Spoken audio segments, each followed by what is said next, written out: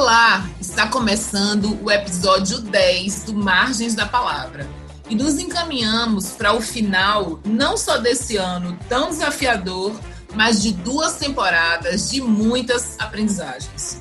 Entendemos a importância do mês de novembro como mês da consciência negra no Brasil e como pautamos a questão racial na maior parte dos episódios, neste não será diferente. Ao longo dos últimos 11 meses, por aqui passaram autores e autoras, pesquisadores, professoras, agentes culturais, mediadores de leitura, além de você, nosso ouvinte atento. E você deve ter percebido que a literatura foi um meio da gente falar de algo muito maior e que irriga o coração de toda a literatura, a vida.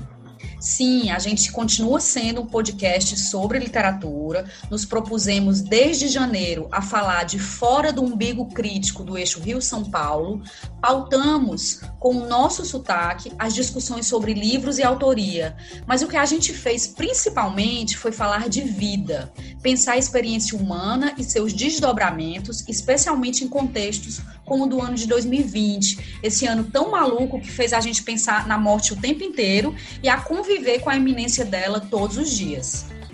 Falamos da vida das mulheres, da população preta, não apenas de Salvador. Conversamos sobre e com a juventude das periferias dos grandes centros. Buscamos compreender a política em torno do livro e da literatura, abordamos a vida que pulsa na leitura e abre caminhos para novos rumos. Com a ebulição das manifestações nas ruas, debatemos sobre fascismo, racismo e resistência. Neste episódio de novembro, resolvemos falar de um tema que também está tanto na vida quanto na literatura, desejando jogar uma lufada de boas energias para quem nos escuta. Hoje, a gente vai falar sobre religiosidade e fé, sobre preconceito e intolerância religiosa. E não tinha nome melhor para nos encontrar em uma conversa sobre isso, virtualmente, é claro, do que a poeta, professora e ialorixá Lívia Natália. Natural de Salvador, Lívia Natália é doutora em letras pela Universidade Federal da Bahia, onde também é professora de teoria literária. Ela estreou como autora em 2011 com o livro Água Negra, premiado pelo concurso literário do Banco Capital. Em 2016, seu poema Quadrilha, selecionado para o projeto Poesia nas Ruas, foi retirado de um outdoor em Ilhéus pelo governo da Bahia por criticar a violência policial.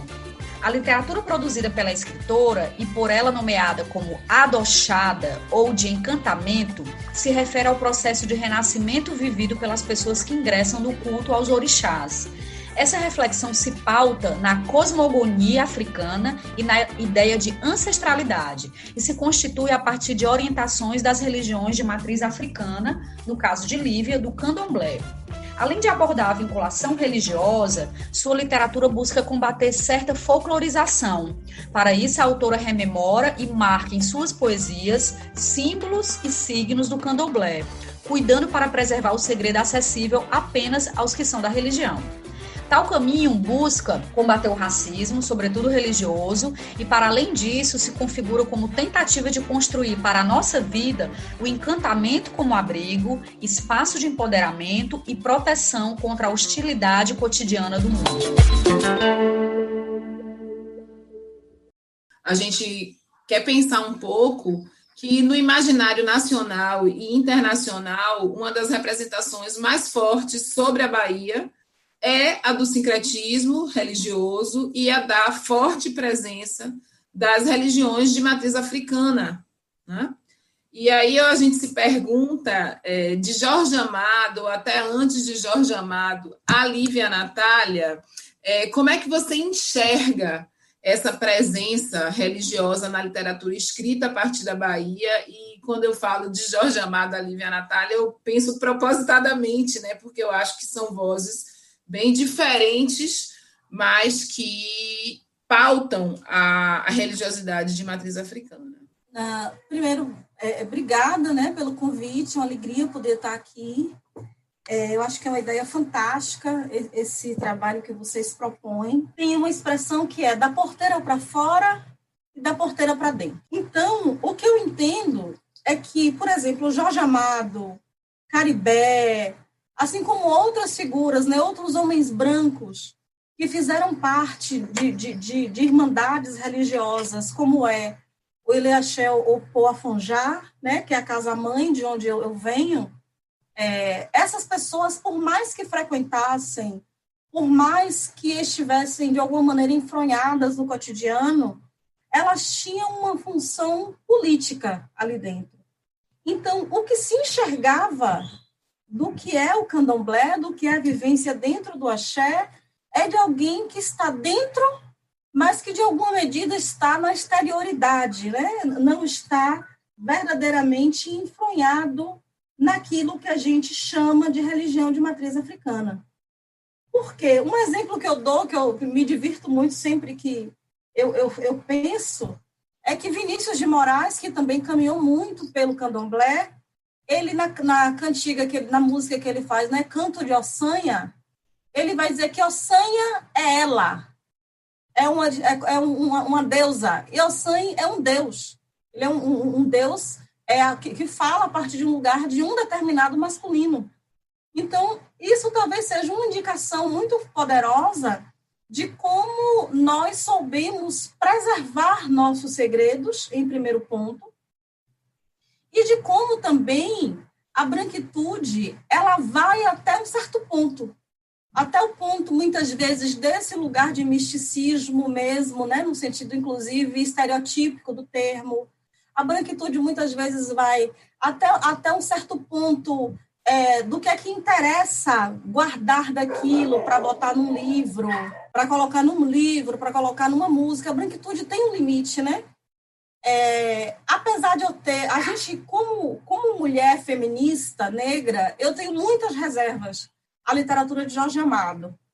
Não obstante, a gente reconhece a importância de Jorge Amado para a formação leitora de toda uma geração, ou de várias gerações, né? A minha geração foi impactada por Capitães da Areia, né? Então, o Jubiabá, enfim, uma das personagens dele tem meu nome, né, que é Lívia, mas, no entanto, quando eu escrevo, quando eu me proponho a escrever sobre orixalidade, como eu gosto de chamar, esse lugar de fala é da porteira para dentro.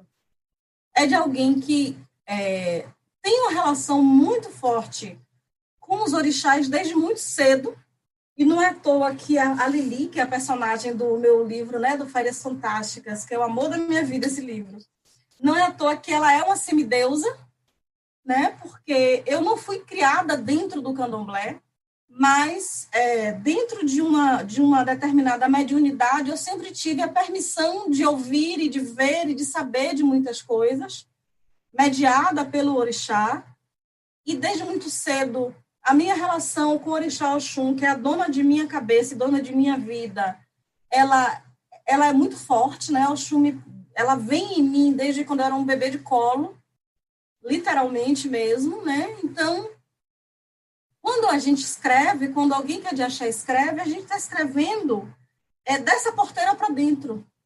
Eu queria mostrar para vocês, se puder, um poema que eu escrevi e que saiu aqui nessa coletânea, né? Nossos versos conjuram e gritam.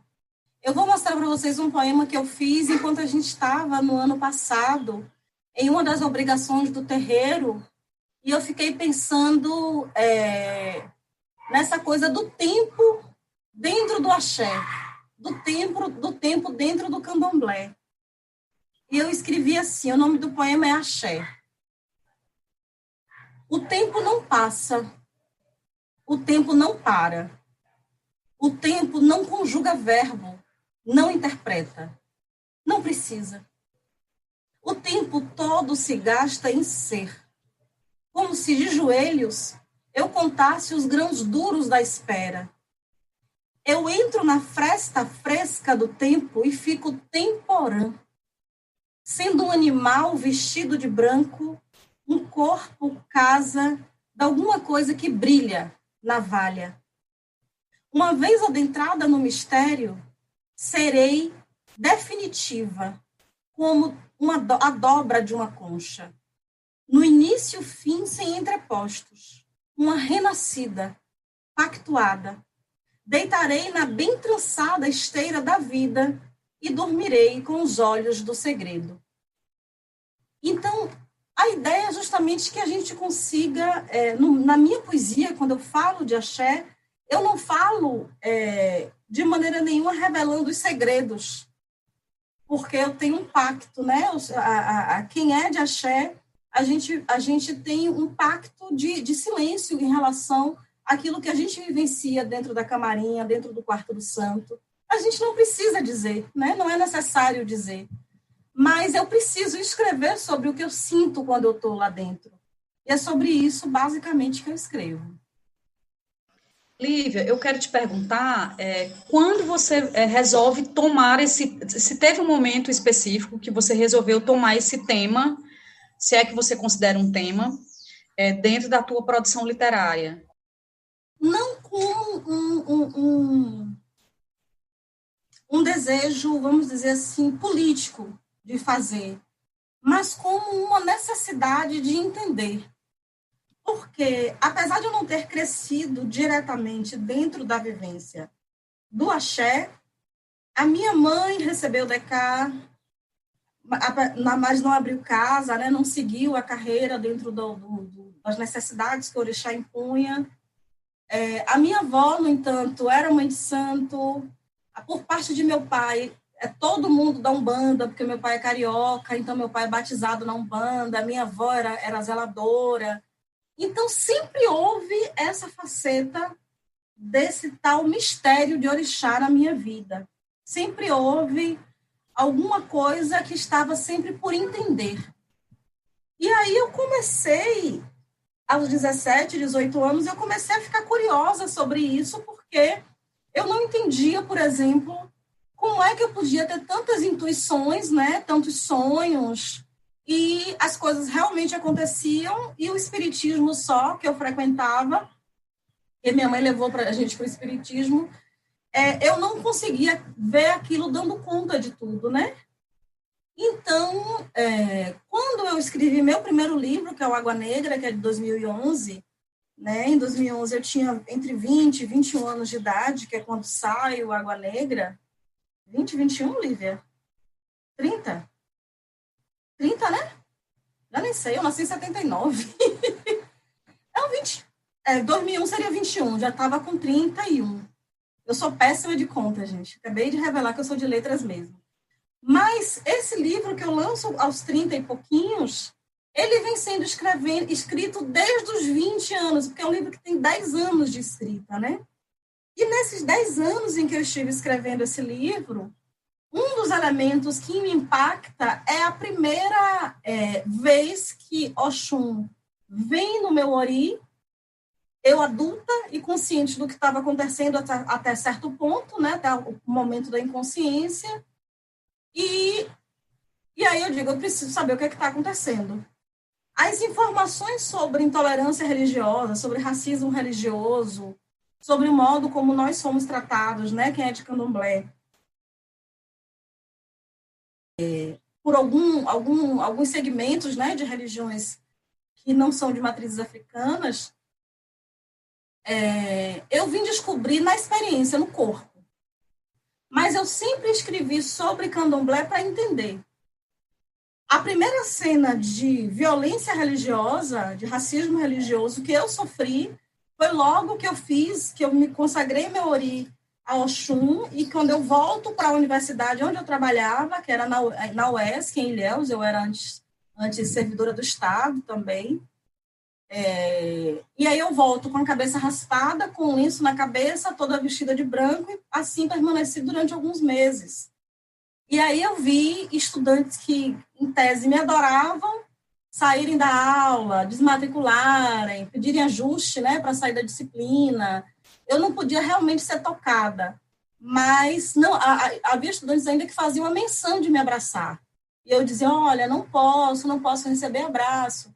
Mas muitos estudantes simplesmente pararam de falar comigo, e esse cotidiano da violência, ele acabou aparecendo muito quando eu saía na rua, de preceito, etc. Mas eu não escrevo sobre isso, eu escrevo sobre o amor que o orixá coloca nas nossas vidas, sobre o poder que o orixá dá para as nossas vidas, e espero que as pessoas entendam, porque no meu cotidiano, com racismo religioso, eu não sou nem um pouco paciente.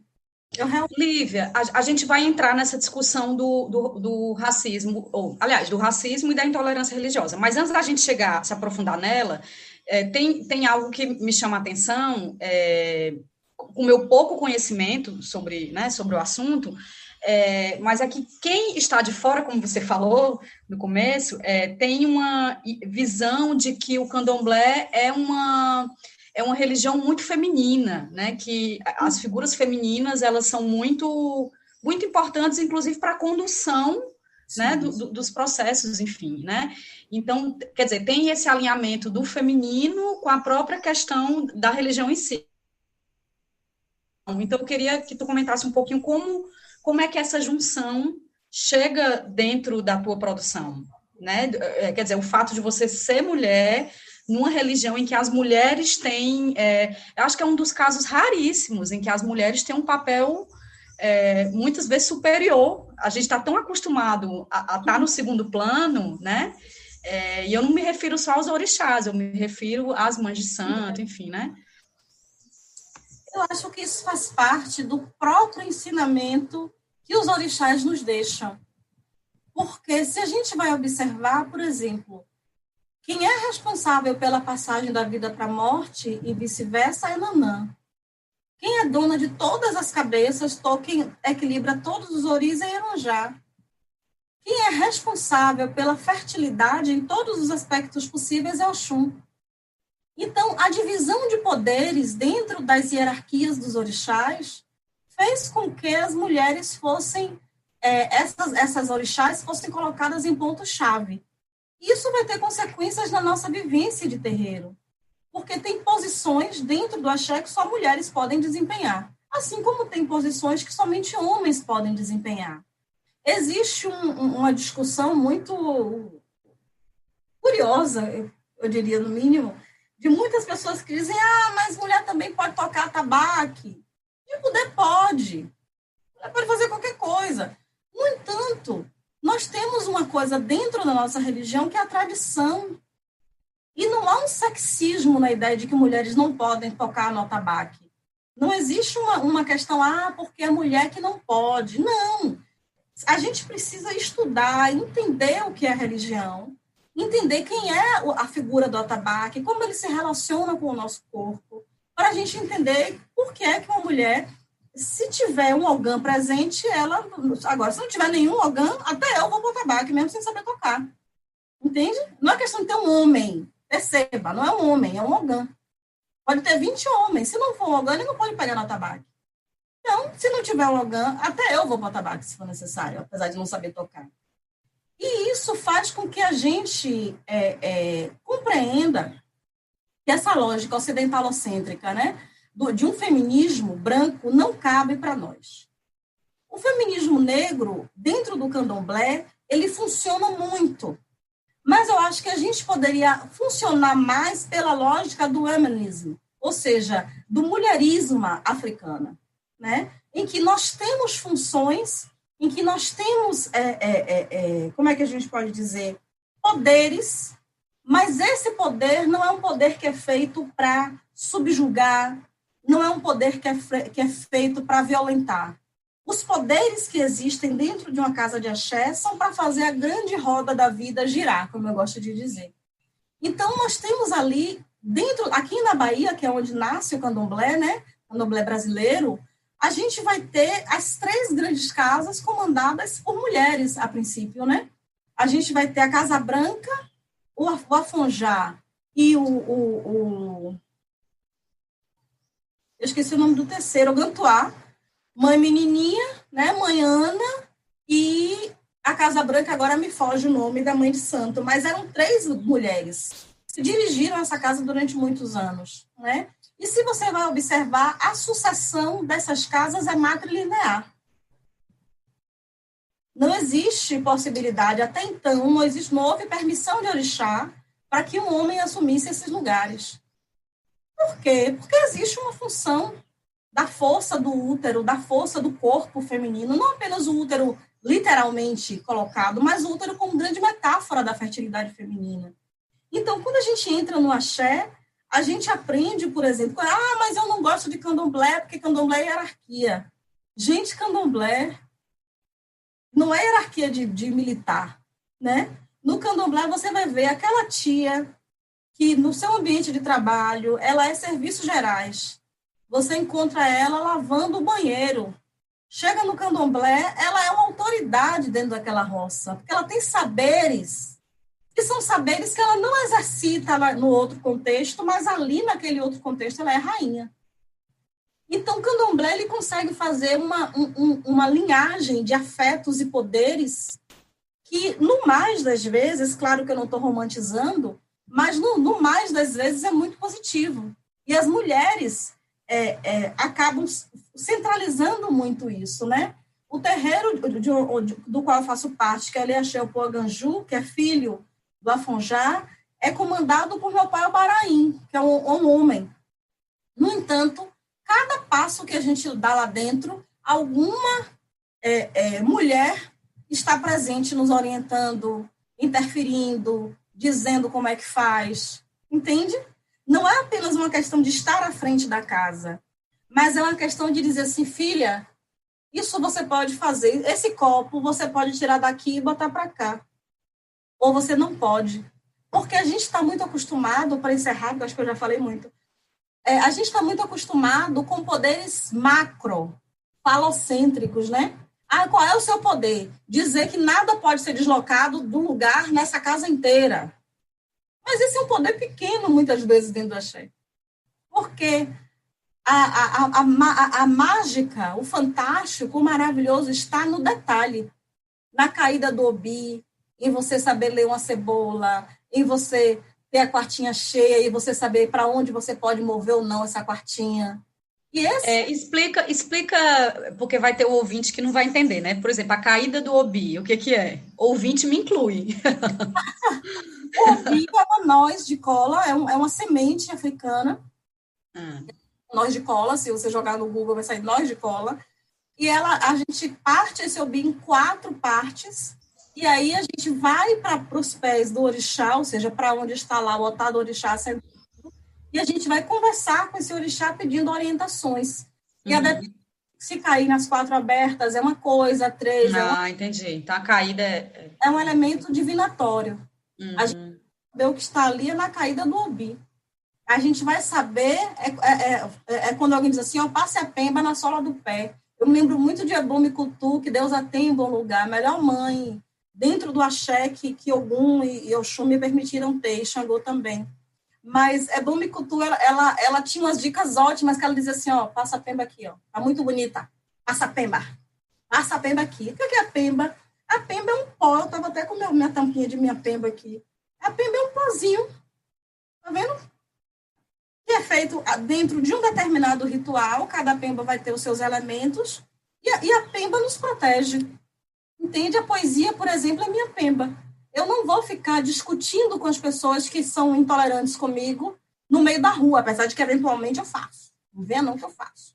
Mas, e eu também não vou ficar ocupando o meu poema de dizer, as pessoas são intolerantes com a gente. Não, vou falar da minha proteção, de como aquilo me alimenta. E quem quiser que ouça, né?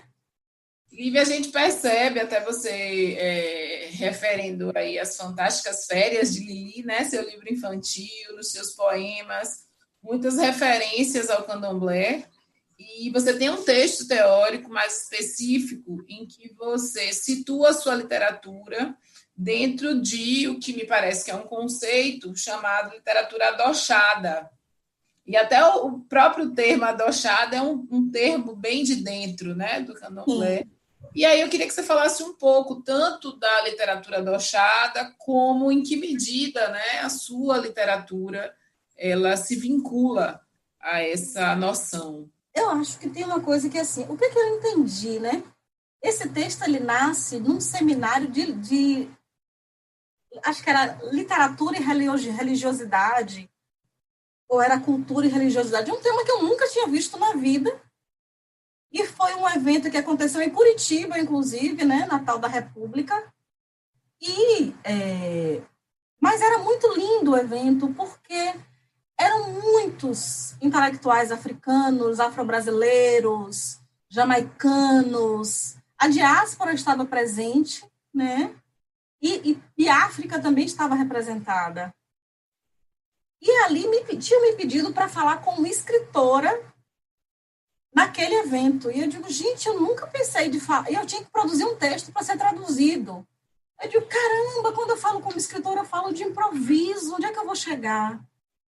E aí eu fiquei dias com aquilo, e aí eu me lembrei que Ebum Mississi, que é uma mais velha de Oxalá, lá do terreiro, ela me contou a história que dá conta do meu tipo de Oxum, da qualidade da minha Oxum, né? Que é uma qualidade da qual eu não posso falar o nome, porque é um nome que consigo traz toda a energia dos eguns e toda a energia de eguns que foram, inclusive, de alguma maneira injustiçados, e ela faz justiça a esses eguns. O que seriam os eguns? Os desencarnados, né? E aí isso explica muita coisa, né, da minha vida inteira, das visões, das intuições, enfim.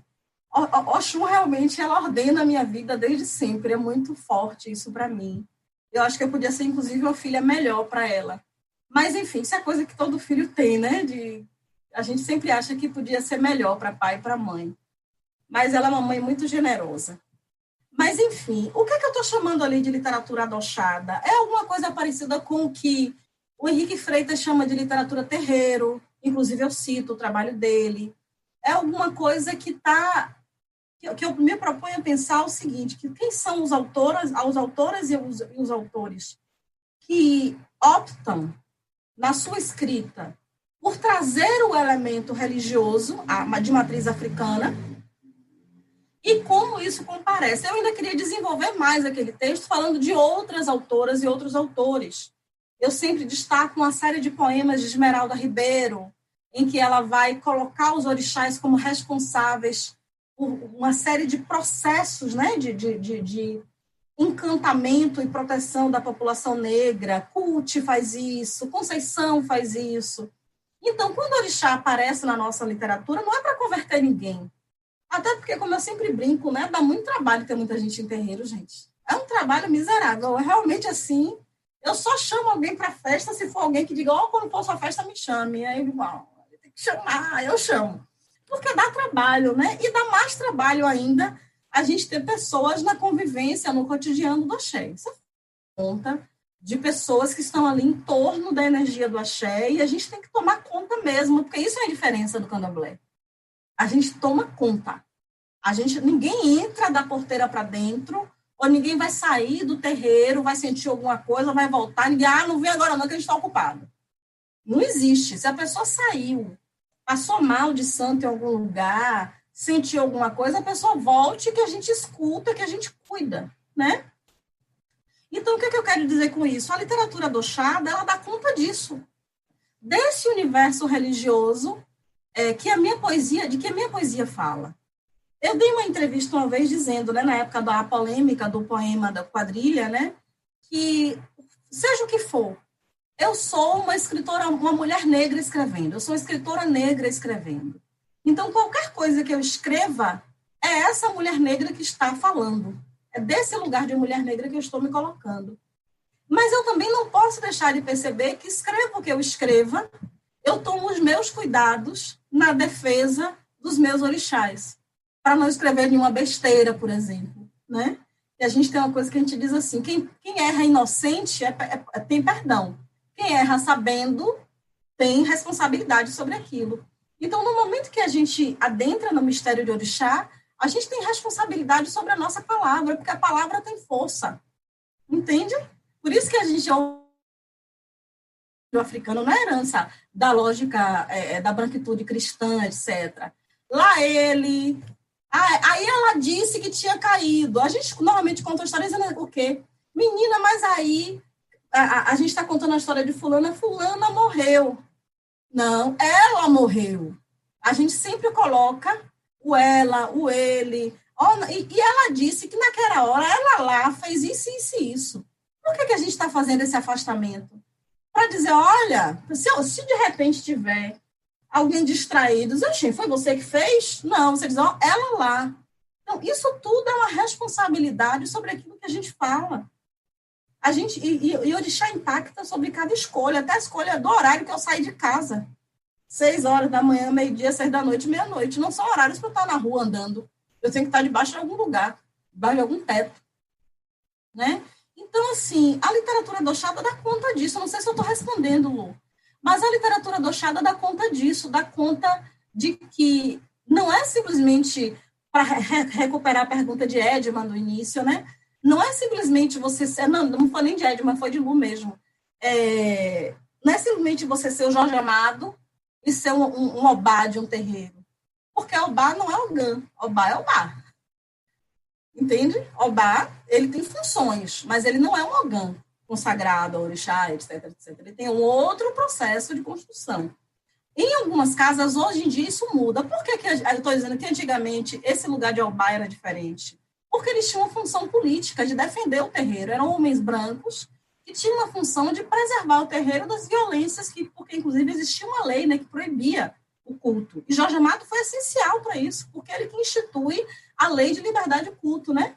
Acho que a gente já ouviu falar sobre isso um pouco.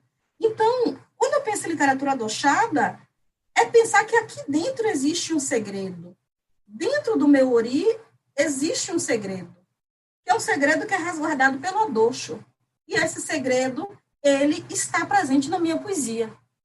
Mas não contado como segredo, mas contado como encantamento, né? Ou seja, leia, e se até onde você tiver permissão, você chega. A partir de um certo ponto, não. Teve um momento da sua fala que você disse que não escreve, o interesse no tema não surge por uma pauta política. Mas a gente está num momento histórico, né, social, em que existe uma demanda, e eu acho que você concorda, existe uma demanda de se falar sobre isso, né? E aí eu aproveito para lembrar os dados que ainda são do ano passado, acho que esse ano ainda não foram atualizados, porque eles foram divulgados no fim do ano. Então, em novembro do ano passado, havia um indicativo de um aumento de 81,4% de casos de intolerância religiosa registrados no Ministério Público da Bahia. E aí, assim, obviamente, isso inclui várias religiões, mas na qual mais pesa são as religiões de matriz africana. Então, eu queria que você comentasse, embora isso não seja um plano político, como esse tecido social, como esse cenário muda ou não muda também o jeito que você vai agir nessa literatura, diante desses dados, e lembrando também que você trouxe os teus casos concretos de vivência de intolerância religiosa. Então, essa pergunta é muito boa, Edna, mas pelo seguinte, eu entendo a escrita, a poesia, como uma coisa muito orgânica, uma coisa muito da organicidade, daquilo que eu estou vivendo, do como eu estou pensando. Então, por exemplo, quando eu falo sobre violência policial, em todos os meus livros, do primeiro ao último, ao mais recente, existe essa discussão sobre violência policial, sobre genocídio da juventude negra. Eu estou fazendo isso existe um projeto político subjacente. Sim. Criou a mim, inclusive, e ao qual eu sigo, ao qual eu acato, reconheço e me acrescento, né? Quando eu estou falando de religiosidade dentro dos textos, eu acho que a minha função, não, assim como, por exemplo, nos poemas sobre intolerância, sobre violência policial, a minha função ali não é escancaradamente falar sobre aquilo, no sentido de uma militância óbvia. A minha função é justamente pautar aquilo dentro da minha poesia, de maneira que as pessoas que comprem livro de poesia, de repente, sejam impactadas, surpresas, por um texto que lá no monte de poema que parecem poemas mais laterais, mas que são poemas que, inclusive, têm um entroncamento, né, racial muito forte, feminista muito forte, mas que, de repente, ela se surpreenda com um poema sobre violência policial, como acontece em Correntezas. O Correntezas, que é justamente onde está a quadrilha, é um poema é um livro que eu faço em homenagem à minha mãe. É um livro que é todo de poemas sobre mar. Mas lá no meio do caminho existe o quadrilha. E isso não é uma coisa assim, eu vou botar o quadrilha aqui. É uma coisa que, assim, eu entendo como fazendo parte daquele cômputo. A mesma coisa acontece com os textos religiosos. Eu sei que vai ter gente que vai pegar meu livro, como eu sei que acontece, e vai pular o poema que tiver escrito Iemanjá. Vai pular o poema que tiver escrito Orixá. Mas se for, como acontece, por exemplo, muito aqui em Salvador, dos meus livros serem adotados em escolas, então, inclusive em escolas católicas, por exemplo, né, não vou falar de evangélicas, mas católicas, acaba que esse livro está lá na casa da pessoa. E lá um dia a pessoa vai ler, alguém da família vai ler, na escola algum colega vai comentar. Então, eu tenho uma coisa de uma militância que, para mim, é muito orgânica, no sentido de que ela é muito natural. Quando eu falo de orixá na poesia, eu já estou dizendo à pessoa, eu estou defendendo o meu direito, eu estou defendendo a minha vida, eu estou defendendo a minha saúde mental, entende? Já estou, inclusive, impondo limites para que a pessoa entenda, olha, se você quiser entrar aqui, tu até entra, mas entre sabendo onde é que você está se metendo, entende? E quando eu falo de Oxum, eu me lembro que eu estava maquiando para aquele negócio que teve na TV Bahia, né, o Conversa Preta, que foi tão legal. Aí a maquiadora assim, mas tudo seu é Oxum? Eu digo, mas se eu sou dela, como é que tudo meu não vai ser de Oxum? Então, quem me ouve, a ouvir. Muitas vezes eu estou em festas literárias, eu falo alguma coisa sobre o orixá, onde eu estiver eu falo, eu sinto algumas pessoas se mexendo na cadeira, e aí eu falo mais. Aí eu pago, vou recitar um poema para vocês, para que a pessoa entenda que existe todo um universo do outro lado. E que não é um universo... Algumas pessoas que são... Não todas, né? Mas algumas pessoas que são veganas, vegetarianas... mas as pessoas de candomblé matam bicho para comer. Aí eu pressuponho que essas pessoas comem a alface viva, né? Elas vão mordendo a alface no chão, no pé. Mas, tirando essa parte, eu acho que é uma grande incompreensão do que é o nosso ritual, né? É uma grande incompreensão de como nós respeitamos. Você diz assim, o candomblé é uma religião que faz sacrifício. Sacrifícios fazem os abatedouros, que dão uma pistolada na cabeça do boi, que você vai comer o bife no almoço agora. Entende? Já sentiram o cheiro de uma carne? A gente fez mercado ontem, esquecemos uma carne no carro, em menos de 24 horas. O cheiro de azedo é insuportável. Então, aquilo ali é sacrifício. Quando a gente está dentro do axé, a gente faz o orô do orixá, a gente trata aquela carne, de tarde a carne ainda está com um cheiro bom, porque o bicho não sofreu no processo. Eu já vi cenas do bicho ser recolhido de volta, adiar todo o processo do orô, ou seja, todo o processo de entrega daquele... Nenhum aceita o sofrimento de ninguém, nem de filho, nem dos animais que vão ser consagrados a ele. E outra coisa, quando a gente faz um processo de uma festa ou de uma obrigação dentro de um terreiro, toda a comunidade circunvizinha se alimenta. Eu conheço um terreiro em Areia Branca que tinha lá, do lado, uma igreja que toda vez que a gente estava fazendo a matança, o pastor que morava, acho que em cima ou nos fundos, sei lá, ele, toda vez que a gente estava na hora do orô, na hora da matança, tocando, conversando com o orixá, fazendo qualquer coisa, ele começava do nada um culto. No entanto, os irmãos e irmãs dele, da igreja, passavam fome. E no dia seguinte, de manhã cedo, 5h30 da manhã, começava a gente a ir lá, disfarçando, fingindo que iam fazer alguma coisa. Tem aí alguma sobra de galinha que possa me dar? Algum pedaço de bode? Tem aí alguma coisa? E as nossas panelas, que a gente não deixava que azedassem de um dia para o outro, porque a gente sabia que a comunidade ia buscar comida. Então, assim, tem uma diferença, né? A gente não está ali passando uma sacolinha que vai pagar as contas do pastor, da pastora, a gente não está ali fazendo o dízimo que vai construir mais uma igreja ostentosa. A gente está ali construindo axé, né? É isso.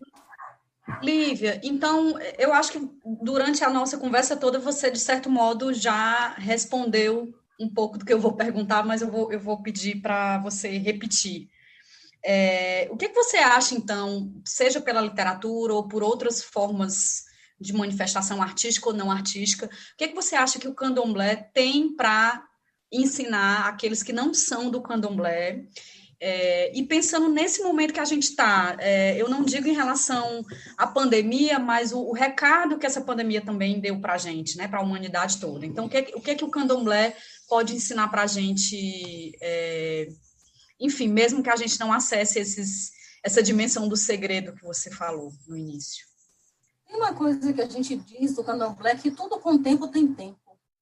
Ou seja, que é necessário saber observar e esperar. É necessário saber observar e agir. Por isso que a gente diz que tudo com tempo, tempo com T maiúsculo, que é a divindade, tempo, tem tempo. Tudo que estiver sob a margem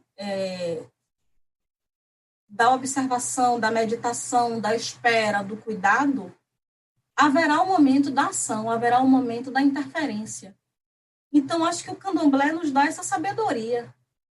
No meu terreiro, a gente estaria, nesse momento, entrando em água de Oxalá. No entanto, esse ano, uma das últimas obrigações que foi feita foi justamente a feitura de uma das minhas filhas, de uma filha pequena minha, que era no candomblé. E já foi no início da pandemia, e ninguém estava entendendo muita coisa, a gente precisava fazer e fizemos. Mas, eu acho que o candomblé nos ensina justamente uma sabedoria de respeitar o tempo, de respeitar a natureza, de respeitar o outro, do cuidado com o outro. Muitas vezes, quando a pessoa vai no axé, e a gente chama de dar santo, ou passar mal de santo, você nunca viu aquela pessoa mais gorda na sua vida, mas no momento em que ela sente alguma coisa, ela é sua responsabilidade. E essa responsabilidade sobre a saúde, sobre a vida, sobre o afeto das pessoas, é uma coisa que o candomblé tem sistematicamente.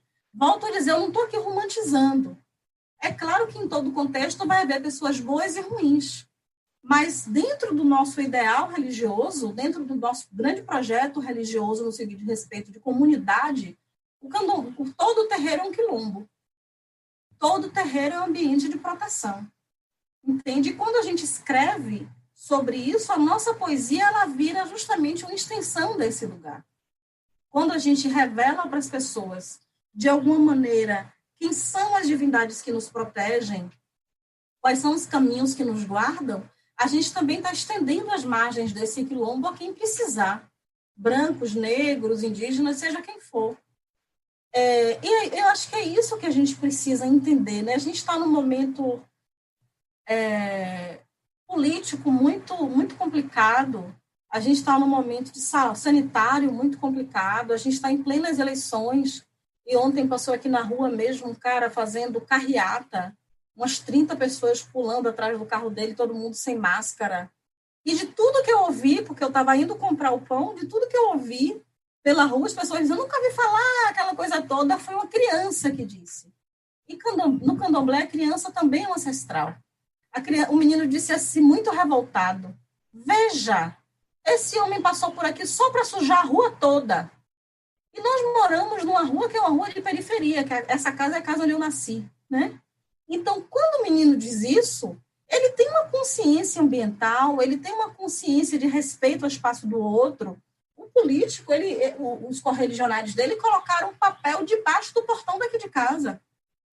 E a nossa casa é limpa com muito rigor. Quando eu chego, olha, eu quero que é isso aqui, gente. Esse quintal, todos os dias, meu companheiro lava, tá tudo sempre limpinho. E, de repente, você vai comprar seu pão, tá tudo de papel pela rua. Eu acho que esse respeito ao outro, ao espaço do outro, à afetividade do outro, é alguma coisa que o candomblé tem. Quando alguém diz assim, tem que fazer, faça isso ou não faça aquilo, não é para ordenar o outro, é para o bem do outro. Por isso que a gente diz muito no candomblé, né, que você não pode ficar fazendo muita pergunta, porque tudo tem um tempo de aprendizado. E eu acho que a gente, enquanto seres humanos, também precisamos entender quais são os nossos tempos de aprendizado. O que é que a gente está aprendendo? com isso tudo que está acontecendo, né? Quais são as lições e quais são as necessidades, né, para as ações futuras. Lívia, a gente está se encaminhando já para o encerramento da nossa conversa maravilhosa. E assim, queria que você contribuísse agora, talvez como o seu papel de intelectual, professora, leitora, indicando aos nossos ouvintes nomes da literatura brasileira, né, contemporânea ou até do passado, que fazem essa relação da literatura com o candomblé, mais especificamente, mas com outras religiões de matriz africana que também a gente poderia citar aqui, né? Olha, eu citaria José Geraldo Neres, que é um poeta pouco conhecido, ele é de São Paulo, e ele é de Umbanda, ele é uma pessoa muito querida. Kilsan, a escritora Kilsan Oliveira, se eu não estiver enganada, o sobrenome dela é esse mesmo. Ela, inclusive, faz performances, né? Ela é escritora de literatura para crianças e jovens. Lubi Prates, que é muito fantástica, né? Ela é uma escritora jovem de São Paulo, psicóloga, e a escrita dela está bem entranhada na Umbanda, nessa vivência. Cristiane Sobral, eu teria aí uma longa lista, né? Esmeralda Ribeiro, a própria Conceição Evaristo. Chegando mais aqui para as nossas bandas, Fábio Mandingo, direta e indiretamente você vai perceber elementos ali. Landeu Naualê,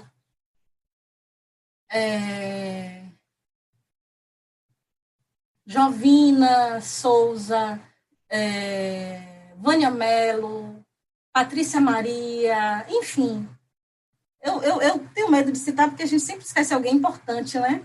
Mas eu acho que eu caminharia mais ou menos por aí, que são leitores do meu afeto. Rita Santana, que nesse último livro dela agora, Cortesanias, vai mergulhando mais na ancestralidade negra. Entende? Eu acho que a gente pode caminhar meio por aí. É nesse cômputo aí que a gente vai achar. O mais normal é que a gente acabe achando escritores negros que falem de alguma maneira. A grande maioria vai falar de alguma maneira, mesmo até que não seja consagrado ao orixá. Porque a questão, como eu disse, né, não é um gesto de conversão, é um gesto de compreensão, que é completamente diferente, né? Você acha que houve uma alteração no mercado editorial a partir de uma atenção das editoras a respeito do tema, ou elas foram cobradas a falar sobre isso? Porque, pela tua última resposta, a gente tem um número considerável de autores e de autoras que estão tratando dessa temática. Mas para as grandes editoras, não. Você vai ver que quem está ou em grandes editoras ou quem está vendendo muito, que fala um pouco sobre orixalidade, é a Riane Leão. Mas ela fala muito mais nessa Yansan encarnada na mulher. Ela não necessariamente vai falar de Yansan, né? Ou dos orixás, pelo menos não no primeiro livro, no Tudo Nela Brilha e Queima. O segundo eu li também, mas eu não me lembro se eu anotei coisas nesse sentido.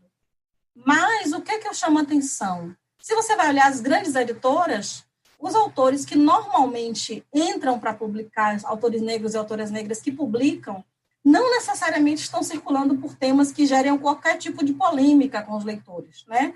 Nem genocídio policial, da juventude negra pela polícia, nem religiosidade de matriz africana, nem racismo. Quando isso é abordado, por exemplo, eu destacaria notadamente o Jefferson Tenório e o Itamar Vieira, né? Mas são duas exceções meritórias. Repare que Conceição sempre está publicando por editoras menores, isso é muito louco, né?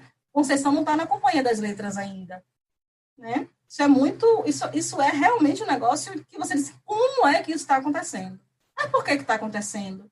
Porque o público quer saber de negritude até certo ponto. A partir de certo ponto já não interessa.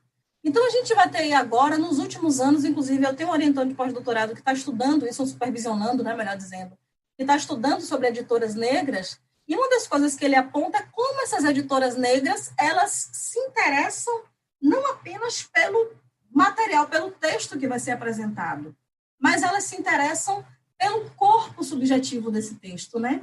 Quem escreve, como escreve, por que escreve, e isso é muito importante na contemporaneidade. Então, por isso, talvez sejamos muitos falando. Então, Lívia, a gente quer agradecer a tua participação, foi rápida, porém intensa, e eu acho que é só o começo de um debate aí que a gente poderia estender e que a gente deseja retomar em outras oportunidades. Muito obrigada, viu, Lu? Muito obrigada, Edma.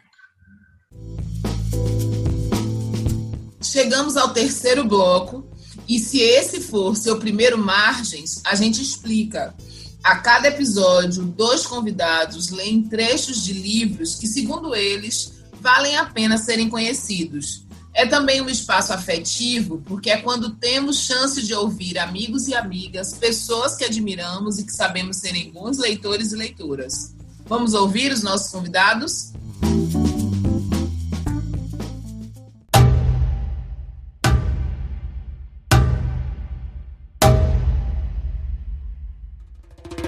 Sou Anderson da Mata, professor de literatura na Universidade de Brasília e ouço Margens da Palavra desde o primeiro episódio. Não disse palavra a esse porco, pois bicho não nos entende em palavras, mas em atos. E porque o cheiro de morte empesteava o ar.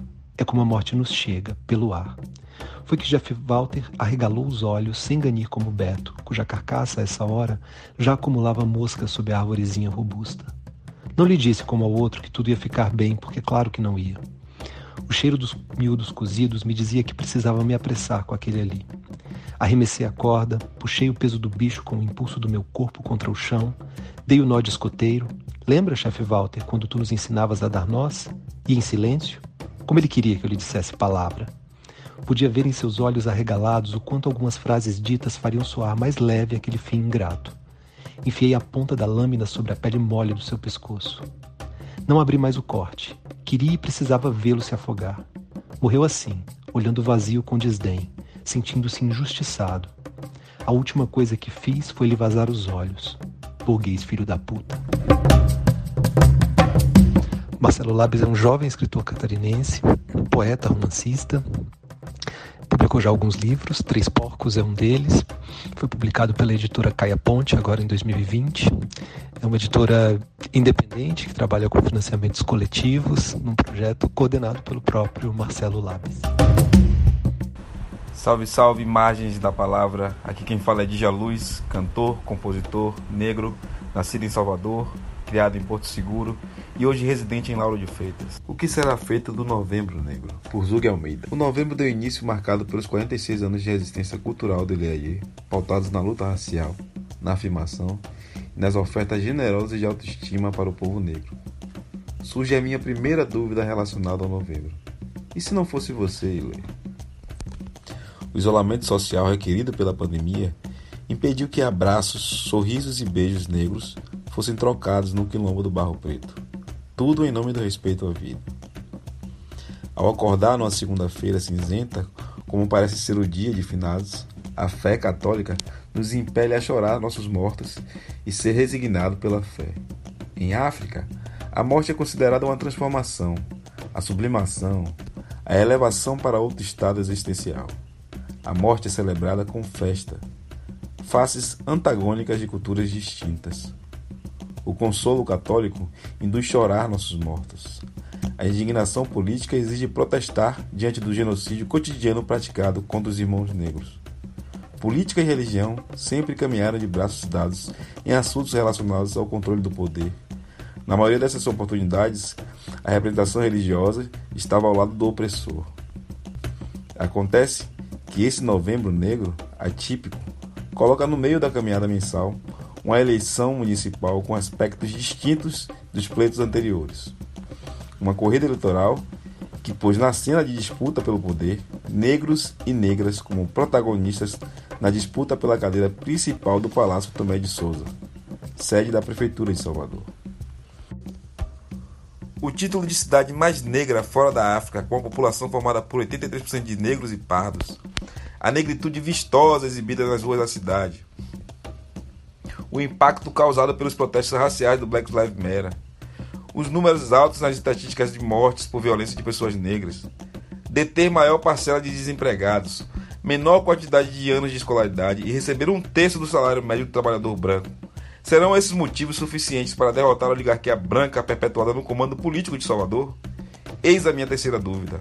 Apenas uma certeza. Salvador nunca teve candidaturas tão excelentes em qualidade e quantidade para representar a maioria da população como nessas eleições de 2020. O eleitorado tem a responsabilidade de justificar nas urnas o mesmo orgulho negro exibido nas quadras, praças e praias diante dessa oportunidade ímpar de mudanças, de transformações sociais e de representatividade nos espaços do poder. Pega a visão, pois mais à frente vai estar o Dia da Consciência Negra e você vai saber que fez a coisa certa. Assim você pode fazer seu Novembro Negro sem Camargos nem holidays. É por isso que você existe, Lê. Zuga Almeida é baiano, escritor e roteirista.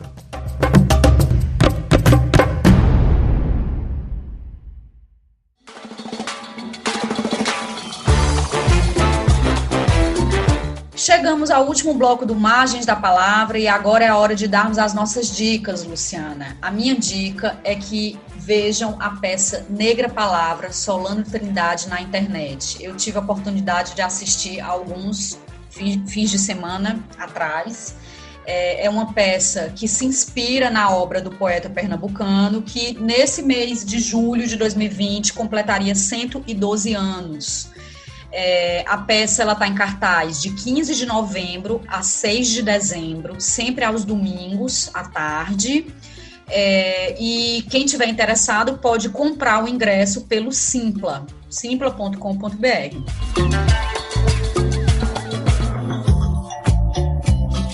Gente, esse encerramento, normalmente, eu falaria, esse foi o Margens da Palavra, o podcast sobre literatura e outros temperos da Bahia, e agradeceria pela audiência desse último episódio, né, do episódio mais recente. Mas eu acho que hoje a gente tem que agradecer a quem esteve com a gente o ano inteiro, e nós tivemos várias manifestações de amigos, de pessoas que a gente não conhecia, e que nos acompanharam. Então a gente quer agradecer quem esteve com a gente nesse primeiro ano do projeto e do Margens.